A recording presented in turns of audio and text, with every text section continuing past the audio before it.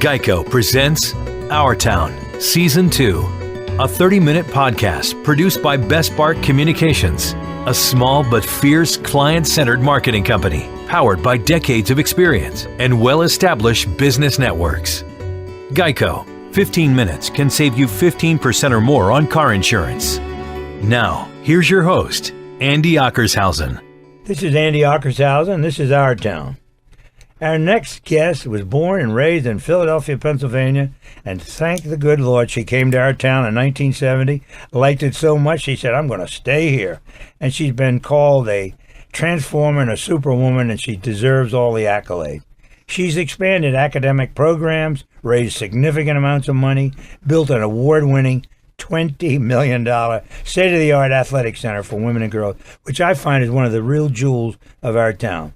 And through her leadership as president of Trinity Washington University, they educate more D.C. public school graduates than any other private university in the city, and as a matter of fact, in the nation. I met Pat McGuire through the Greater Washington Board of Trade, where she has been a stalwart member of the board for years, and then she received the Leader of the Year award in 2007. Pat, it's hard to believe that that's 10 years ago, but the time goes so fast. But it's only part of her success. Welcome to Pat McGuire. Thank you for being on Our Town. Oh, Andy, thank you for having me on Our Town. This is a real treat. I think this show is so important. It should be required listening for all members of Congress so they can know what Our Town is really all about. Thank you. Well, thank you for being on Our Town. And you don't realize how important you are, but we do, because we sit back and look at what's going on in our town and see the impact you have made. And one of the first things I know about when you built that facility, that the state of the art and people photographed, when we sent the camera crews out and did all that, It was a spectacular thing to do. I don't know if any of the men's got anything that nice. Well, that's nice of you to say. But, you know, Trinity's history is so interesting because we never really had top-of-the-line sports teams. But when I became president, and we were suffering, we were the only women's college left in the region, and we had to decide if we wanted to be a women's college still, if we wanted to exist still. And I said to the board, if we're going to be a great women's college, we have to have great women's sports because Title IX requires that and be competitive. And at first the board was like, I don't know about that, you know. And then you might remember the Board of Trade was working on the 2012 Olympics bid for Absolutely, DC. Right. And I got mixed up with Board of Trade people working on that. I met the Women's Sports Foundation and I went back to the board and said, you know what, that's right. We're not going to build a gym for 5 or 10 girls. We're going to build the Trinity Center for women and girls in sports and make it a destination venue around women's sports. And that was actually a legacy of the 2012 Olympics movement in D.C., that facility. It energized you. Yeah. Did you tell the board it's going to cost $20 million? I did. And they were, by that point, they knew me well enough. They weren't shocked. We raised a lot of money around the concept. And we got about 40,000 people visiting our campus at the Trinity Center. And a magnificent campus. It always has been. And Trinity. It was so successful that just last year, we were able to build a new academic center. You know, when I built a sports center first, the faculty were a little mad at me because they wanted new academic facilities. Certainly. But we had to get on our feet as an enterprise. We had to get people knowing us. And so 2 years ago, when I went around looking to build a new science laboratories and nursing laboratories and classrooms, we were able to raise the money to build a new academic building because the sports center was successful. It's amazing how success breeds success. Isn't it amazing in our country, but it is a fact. Sports get you more publicity than all your academics, Andy. Well, that's true. Look, the Final Four just ended, and who heard of Gonzaga before, you know, and now all of a sudden everybody knows Gonzaga, and gosh, I wish they had won because I'm a Jesuit girl too, so I had hope.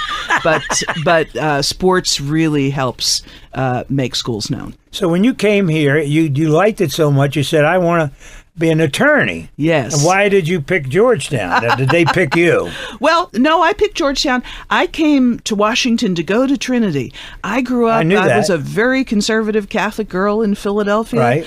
When the nuns came to my high school, Mary and Mercy, to recruit students to go to Trinity, I thought, wow, I get to go to Washington. I can be involved in politics. And I loved my life at Trinity. I went downtown. I got involved in so many things. And it was natural to stay and go to Georgetown Law School because it was right up the street from Capitol Hill. It was wonderful. Were there a lot of women in school with you, or was it still primarily No, it was still male? predominantly men. It was about 20 or 25% women. Right. It was very different from my experience at Trinity, because Trinity is still today an all-women's college. But Georgetown. Did they ever have men at Trinity? Well, we have men now in graduate and professional programs. Right. So about 5%. We have about 2,200 students. About 5% are men, but we're still mostly female, and it really works for I'm women. so glad. Yeah, and it's great for our town to have that facility, and you do such a great job for the public school graduates here. One of the things that changed, I became president in 1989. I can't believe how long ago that is now. Pat, that is. I'm still not done. You've always been president to me. Well, we met when I started coming to the Board of Trade. But so, like many women's colleges, Trinity had shrunk really small, and we had to figure out if there was a future for this school. And it was the nuns, the sisters, who are always so radical and visionary, who said, we founded the school because women couldn't go to college in 1897. There's still thousands of women who can't go to college, and they're right at our doorstep. So turn your attention to the women of the city. And those women are predominantly low-income women. They're African-American and Latina women. They're graduates of the public schools. And today, our student body is about 95% African-American and Latina. We're about 85% Pell Grants, and we do great work. So these women, their lives get turned around by Trinity, and they love being in a women's college. So it gets back to this. They're not afraid to go to school with other women. They think this is the best thing that ever happened to them. And I'm sure that competition has been rampant, which is great for them. It's raised everybody's level, correct? It's raised everybody's level. I was just having a meeting earlier today. One of our groups of students now are young women who are dreamers, so-called dreamers. They're undocumented students who have DACA approval. Don Graham, one of our great Our Town people, started a program to provide scholarship support for these students. These are some of the best students we've ever seen, and they have helped to make the campus so exciting. They've challenged other students to do even better. One of these students is going to go to Stanford this summer on a biochemistry internship. I mean, this is how great students make other students great, and all boats rise. It pulls everybody up with them. Yeah. Well, how is your athletic program? It's still very competitive, isn't it? Well, our athletics program, we're Division III, and we're happy. Catholic University Division III. We're happy if we score some points and win a couple of games. For Trinity, sports, to me, is a very integral part of teaching young women how to thrive, how to be on teams, how to compete. But we're not about getting into championships. We're about the teaching and learning values. Absolutely, I understand that. But mentioning Donald was right here with us about a month ago. Oh, he's great. He's so proud of what's going on now, and being part of our town and listening to all these things that you're talking about. But such an impact you've made in Northeast Washington, too. That's important to me. Yeah. Well, we're one of the larger employers in Northeast Washington. So, we are big employment. Most of our students come from wards 4 and 5. So we're really educating a big slice of the community. We work very closely with our neighborhood. So when the neighbors need something, we're happy to provide it. When we built the sports center, the neighbors supported us, and we provide neighborhood services through the sports center. Right. One of the biggest programs in the sports center is in the morning, in the daytime. We have senior citizens swimming and water aerobics. The neighbors have supported our other projects. When we just built the academic center, they were supportive. The impact on the neighborhood is incredible. It spreads out. Well, we're always trying to find ways to help. Well, we have tried to model, I didn't say we, Janice has in our relationship with Don Bosco, but for the same thing. Then the kids are very, very poor that we educate, but to see them go to college, to your school, and some of them, we have kids in Georgetown. Right. We have kids at Notre Dame, Fordham. Right. It's just so great for us. Both Janice and I are inner city and public school students to see this. Yeah. Of course, Janice went to St. Mary's. That's not a Catholic school, I found out. It's okay. It's a great school. But I'll give a shout out to Don Bosco Cristo Ray. The principal, Larry Savoy, is on our board at Trinity. He's and terrific. We welcome 10 or 12 of the young ladies each year to come to Trinity and be Trinity students. They better be good students. They're good students. They thrive. They have that work experience through the co-op program, so they're more mature. They know that they're accustomed to being professionals, and we like that. They've found out that the public is out there and they got to be part of it. Yeah. When they get into a work situation, they really learn a lot. Yeah. That's what impresses me. Yeah. Well, Pat, what's on your agenda now that you built this great center? What are you going to do for our town? Yeah. Well, one of the reasons why we built this great academic center, we decided a while back. I was on the board of the Washington Hospital Center, another great local institution. And they were telling me about the workforce shortage that was coming up for nurses and healthcare professionals. And so we decided to get into health education in a big way. We started nursing, we started occupational therapy. We already do psychology and counseling and things like that. And the programs grew so big, we needed new laboratories. We needed to have more capacity. So we have this beautiful new laboratory and classroom building now with simulation labs and all kinds of gizmos. I mean, the technology is amazing. And we see developing additional programs to pipeline local students from local neighborhoods into the local healthcare workforce. That's what Trinity does. We can be a local pipeline. I had heard that one of the big problems in the hospital situation is help as employees. That's right. They got to get out and recruit them. That's right. And you're providing that service to the city to help the city. Yeah. Our town has got to turn on itself. Well, and a lot of the universities, they're great, distinguished universities in this town, and they're terrific, but very few local residents are enrolled in our local universities. Oh, I understand. But at Trinity, more than half our students are D.C., and about another 30% are from Prince George's County. So we really have become a local school, and that's a good thing. Very good and we thing. provide this pipeline. We do it with nursing, occupational therapy. We do it with teaching as well. Pat McGuire, that is amazing. I'm learning more from you than I deserve. But this is our town, and I'm Andy Ockershausen. I'm talking to Pat McGuire, and we're going to take a short break here, Pat.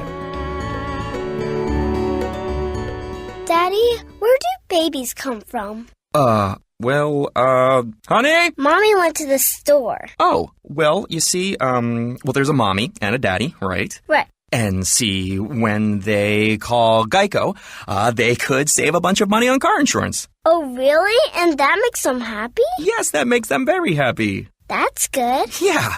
Well, I'm glad we could have this talk, Sunshine. Geico, because saving 15% or more on car insurance is always a great answer. You're listening to Our Town. And talking to Pat McGuire about her career, it's been fabulous since she came to Washington.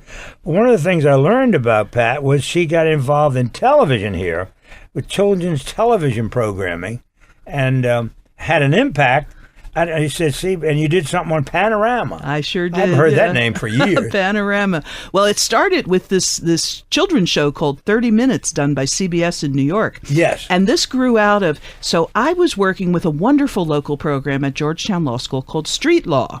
Street Law took law students from Georgetown, sent them out to the public high schools to teach about law and the legal system and how to talk to police and landlord-tenant and stuff like that. Well, these people in New York heard about this program, and they were creating this new children's news magazine. So 30 Minutes was a spinoff of 60 Minutes. Oh, yeah. Yeah, and it was a Saturday afternoon program, but it was done for kids. Right. And they wanted a little legal piece at the end of each week. So they got all of us involved, and everybody in the office did screen, auditions. I'm the one who got chosen, right? I was the youngest, and so I got to go to New York every week for about 2 years to do these little segments at the end of 30 minutes. Would they tape you in New York? Yeah, we got taped. I was with Betsy Aaron and Christopher Glenn, these wonderful journalists. Wonderful name. And we talked about things like, what happens if the school principal searches your locker? How should you respond? Or, what happens if your parents divorce? And, we talked about real legal issues for kids. Well, that should still be a very interesting program for kids now. It's a really important, it's not on the air anymore, but it was a really important topic. And they still teach street law in the schools. They call it citizenship education now. It's a little less edgy. So then after I stopped doing that, Panorama called me up and they wanted a weekly legal feature on Panorama. And that's how I did that for a couple of years. That was such a big part of our town, Panorama. Yeah, it sure what was. They did in the middle of the day here on Channel 5. And all the things that the Metro Media and those people that stood behind that program when it started. That was a great show. Yep. Now, did you use any professional people talking to the kids, or Did you bring in like policemen to talk about what's going on? Oh, sure, yeah. And so forth? Part of the whole methodology behind the street law program was to demystify police officers, Right. judges. We used to run mock trials and get all the judges at Superior Court involved so that the kids would not be afraid of these authority figures in the community. Judicial system. And maybe if they weren't so afraid, they wouldn't get into trouble. They wouldn't be so angry. That was the whole point, was to Right. reduce juvenile delinquency and try to increase peace and harmony in the neighborhoods. So it was a great program. Well, you offer so much to the public that they never had before. They had Sesame Street, which was a little bit, but Sesame was done with so much. It wasn't serious enough. Yeah. But what your program sounds like, Yeah. these kids got some good talking Well, to. the program, 30 Minutes, was a very meaty program. The problem is it was almost too sophisticated, and they put it on Saturday afternoon, so viewership was quite low. Well, that's a terrible time. And then after a while, CBS News didn't want to do it anymore. But you know how, broadcast media is a tough business. So I even considered whether I would want to go into broadcast media as a career after this. It ebbs and flows. And, I decided that I would stay as a teacher and educator and do it that way. But Pat, being part of our town and what you've done with these young people, do you offer your students now an opportunity to go on to law school from entry level? Oh, sure. So Trinity students today, they're in a full range of programs, and we have many who go on to law school. We have some who go on to other kinds of graduate school. I just heard one of our students is going to NYU for a master's in biology this year. They go into public policy They must be programs. on scholarship at NYU. That's a big number. Graduate students can get a lot of federal financial aid. number. It's a big number, right? But a great school. It's a great school. And we have our own graduate programs at Trinity, too. So we have masters for teachers and principals and guidance That's where counselors. most of the males are, correct? That's where the men are. And some of our students now stay for their master's degrees, too. What's important is helping students get on a track where they can get great jobs. And that's what we're looking for. Good jobs bring good money. We know that, right. don't we? Well, and students have to know that at the end of their college career, there's a well-paying job there. That's just life today. Isn't that the truth? That is life today. And, there's a lot of controversy about the cost of college and does it lead to a job. We just shouldn't have a controversy about that. Of course it should lead to a job. And that doesn't mean that you don't learn Shakespeare and Aristotle. Right. Philosophy, English, that's all really important to an educated person. But you also have to know how to do stuff. And that's what the professional programs are. I'm so glad to hear you say that. Sitting in your seat 3 weeks ago, was our very dear friend Jim Vance from Channel 4. Oh, yes, I love Jim. Who was a teacher. Did you know he got in broadcast because for heaven's he was sakes. a teacher at Cheney College in Pennsylvania? Sure, yeah. And one of the things that he was coaching his students are, and we hear it all the time from guests, that the kids would come and then when he got in broadcasting, they'd come and say, how do I get in what you're doing? He said, well, don't try to be what I am. Yep. It's ridiculous. Take history, learn geography, learn public affairs, learn a real well-rounded. Don't study broadcasting. Yep. Pat, I bet I'd send that 20 times a week, a year to young people. Do not study broadcasting. Right. Become a good citizen. Yep. Most of them have no idea of our historical significance. That's right. And that's the best advice that is Vance great could give. advice. Yeah. And then the second big advice is something that you're the epitome of, and we're going to talk about that. We're going to take a break right now. This is Andy Ockershausen. This is Our Town.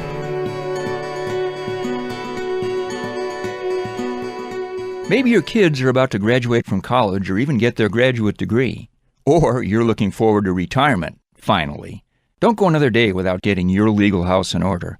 This is Attorney Mike Collins. Let me show you how to get a basic estate plan in place that will protect you and your loved ones in the years ahead with our trademarked Reservoir Trust. All I ask is 2 hours of your time. Check the mail for your special invitation and register now at MikeCollins.com. I'll even waive the tuition.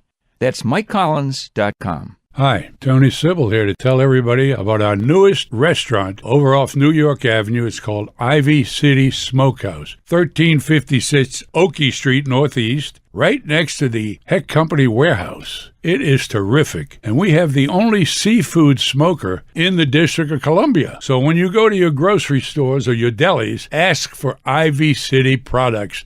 202-529-3300 or ivycitysmokehouse.com. You're listening to Our Town with Andy Ockershausen. Brought to you by Best Bark Communications. This is Andy Ockershausen. This is Our Town, and I'm reintroducing you to Pat McGuire, who is just such a big, important part of our town. What she has done at Trinity, made the college into a world-class university. She made the campus world-class. But she's the perfect example of somebody who got involved in our town. Pat, what you have done and what you belong to always pays off. Well, I always try to make a little headway each day and participate in organizations where I can get Trinity's name out and where the work we do at Trinity can be helpful to others. Just this morning, I was at a meeting of the Catholic Charities Board. I'm on that board. I'm currently on the K-Fritz Foundation board. I was on the Community Foundation and the Meyer Foundation before. The Board of Trade, of course, is so important. I believe as an institutional leader that I have to connect with other leaders to help make our town great. And that's what I always look for. And that's what you do. And not only do you introduce people and educate them on Trinity, but they also educate you back on what's going on in their world. Listen, I have said to my staff and my board, the best on-the-job training I've ever received is through the work I do on other boards and with community groups. The Board of Trade was a great learning adventure for me all the years I was involved with it. And still, to this day, absolutely, I learn stuff every time I go to a meeting. Pat, you hit it. What is so important about giving is getting back in so many ways. And it outweighs what you give. Well, it absolutely does. And it also keeps you on top of the issues, on top of changes that are coming or connected to important constituencies. One of my great involvements was the Girl Scouts here in Washington. And we have a great partnership between Trinity and the Girl Scouts. But I just loved, I used to go out every summer on Camp CEO. I don't do it anymore because I just can't sleep on the cots anymore. But to meet the girls. That was great growing up. And now, 10 years later, I see some of these girls who I knew when they were, campers and now they're young professionals, and I meet them, and it's just so heartwarming to see how we make connections. And what their experience has changed them too. It's made them a little aware of what this world is about. That's correct? right. That's right. And all of us who are grown-ups need to be aware of how we have to be great role models for kids. Well, one of the things that you've involved with Acacia, so you do spend some time on participation in the community beyond education, correct? That's right. They learn from you at Acacia. That's right. I was on Acacia's board, which was a great local company. Oh. We merged into a company out in Lincoln, Nebraska called Emeritus. So Acacia and Emeritus are still alive. Acacia still has its presence here in Washington. A wonderful company. And I learned all about life insurance through that, which is important. That's important. You bet it is. And that was great learning for me about how to do financial management in a serious way. They had a beautiful building on like Indiana Avenue. Is it still absolutely. there? It's still there. It's the headquarters. I worked at that building as a messenger in high school. Yeah, many years ago. It's the headquarters of Jones Day now, the law firm. It's a beautiful building with the Griffins out front. Jones Day. Yeah, just that's beautiful. Don Bosco. That's where we had our anniversary party. Yeah. Oh yeah, no, it's a great venue. Yeah. Now, of course, we know Goodwill and how much that goes, and what a great job that's done for our town. And you're on that board too. I cycled off the board, but Catherine Malloy is a great friend. I loved being on that board. She does such great work. Yeah. She's another one who transformed that institution. Oh, didn't she? And brought it light years forward. And my hat's off to Catherine. She does great work. And we had her on our town. Okay, we have her everywhere. Yeah, I hired she's a her superstar. at WMAL, and it's the greatest thing I ever did. Yeah. Except the meeting Janice, of course. Okay. But we were all here together. But the things I tell to you, and I don't have to, but all the things you're involved in, you get back more than you give. Absolutely. I always feel so energized when I come away from a board meeting or a community meeting, or I've met 3 more people who I follow up with who are going to help me solve a problem. That's what it's all about. People talk about networking in this kind of 60s kind of way, but I believe networking is vital and real every single day. I wouldn't know you, Andy, if I hadn't gone to all those Board of Trade meetings. Correct. Right? It's just a chance to play with with each other and do things with each other. And the things that you've done. One of the things that impressed me so much, it was not educational, but it was to me. When you received the Leadership Award at this great ceremony at the Washington Hilton, not the Washington Hilton. No, it was the Capitol Hilton. Capitol Hilton, yeah. And your group came together. All your alumni were there, and one of the group was a female singers. Yeah. It was so great. Yeah. And I don't know whether they were students or alumni or what, but what an inspiring evening that was. There was so much love in that room. Well, I loved that evening. I still remember, it was a while ago now, but the Board of Trade Leader of the Years, and we had, dozens of our alumni showed up, and the Girl Scouts showed up too, and everybody stood up and started singing the Girl Scout songs together, and the men in the room were like, what is going on? The women are taking over this room. Isn't it great? And it was just fabulous, and that's what our town is all about. It was 2007. That's 10 sure years was. ago. It's I know. hard to Can believe. you believe it? I can hardly be that old yet. But it was only what you deserve, Pat, because what you have done and what you continue to do. You were appointed on the Financial Control Board. What haven't you done? I mean, you worked for Robert Rubin. Incidentally, I really liked him, Robert Rubin. Yeah. I did the Sacagawea coin. Yeah, he was great. He appointed me to the dollar coin, the Sacagawea coin. That's right. Lewis and Clark. There you go. You go. But did you ever travel that route, the Sacagawea route? I want to. I never have. But one of the things I do in the summer, I love to kayak, and I go on the Potomac River. I go up to upstate New York, and someday, if I get the time, I'll go out there and kayak up the Missouri River a little bit, so I can say it might be too long. But it's easier to use the snake because the snake goes all the way. I'll do the snake, maybe. Yeah. Well, one of the things that Janice and I are looking forward to this summer is a chance to go west. We're going out to places like Mount Rushmore. We've never been to see the American West. Yeah, and we're really looking forward to it because this is a great country. Pat. Yeah, we got our divisions, we got problems, but we'll overcome. What is it Churchill said? The worst form of government, except for all the others. This is true, and we are a great country, and you have to keep saying that every single day. I believe that. We've been great all along, and every time I fly to the West Coast and I look down and I think, I want to parachute out there and see what's going on in all, flyover country. There is so much still to be seen, and I encourage our students to get out and travel and see geography. Geography is important, and history is important. And education is important, and you prove that. Indeed. And Pat McGuire, we're so delighted that you're part of our town, and hope you will be for many years to come. Whatever help we can give to you at Trinity, we're here. Thank you. 24/7. I think you know that at the Board of Trade, you can go to anybody on that board and they'll help you. Right. I found that out 50 years ago. True. That has been true. Right. That's the best part of making friends with other organizations. Everybody wants to help. Connect the dots. Exactly. Wonderful. Exactly. Pat Thank McGuire, you're wonderful. Thank you for being on our town, and good luck to you in Trinity. I don't think you all need a lot of luck. You got a good leader. This is Andy Ockershausen, and this has been Our Town. You've been listening to Our Town, Season 2, presented by Geico, our hometown favorite, with your host, Andy Ockershausen. New Our Town episodes are released each Tuesday and Thursday. Drop us a line with your comments or suggestions. See us on Facebook, or visit our website at ourtowndc.com. Our special thanks to Ken Hunter, our technical director, and WMAL Radio in Washington, D.C. for hosting our podcast. And thanks to Geico. 15 minutes can save you 15% or more on car insurance.